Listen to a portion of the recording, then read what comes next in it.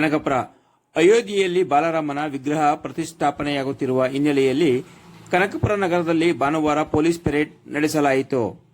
ಕನಕಪುರ ನಗರ police ಠಾಣೆಯಿಂದ KSRP ತುಕಡಿ ಸೇರಿದಂತೆ ಕನಕಪುರ ತಾಲೂಕಿನ ಎಲ್ಲ 4 ಪೊಲೀಸ್ ಠಾಣೆಯ ಸಿಬ್ಬಂದಿಗಳು ಈ ಪಥಸಂಚಲನ ಕಾರ್ಯಕ್ರಮದಲ್ಲಿ ಪಾಲ್ಗೊಂಡಿದ್ದರು. ಸರ್ಕಲ್ ಇನ್ಸ್ಪೆಕ್ಟರ್ ಮಿಥುನ್ ಶಿಲ್ಪಿ ಹಾಗೂ ಕೃಷ್ಣ ಲಮಾಣಿ ಸೇರಿದಂತೆ 4 ಠಾಣೆಗಳ ಸಬ್ ಇನ್ಸ್ಪೆಕ್ಟರ್ಗಳು ಹಾಗೂ ಸಿಬ್ಬಂದಿಗಳು ಈ ಪಥಸಂಚಲನ ಕಾರ್ಯಕ್ರಮದಲ್ಲಿ ಪಾಲ್ಗೊಂಡಿದ್ದರು. ಶಾಂತಿ ಸುವ್ಯವಸ್ಥೆ ಕಾಪಾಡುವ ನಿಟ್ಟಿನಲ್ಲಿ ಪೊಲೀಸ್ ಇಲಾಖೆ ಸದಾ ಸಜ್ಜಾಗಿದೆ. ಸಮಾಜಘಾತಕ ಶಕ್ತಿಗಳ ಎಡೆಮುರಿ ಕಟ್ಟುವಲ್ಲಿ ನಾವು ಸಿದ್ಧರಿದ್ದೇವೆ.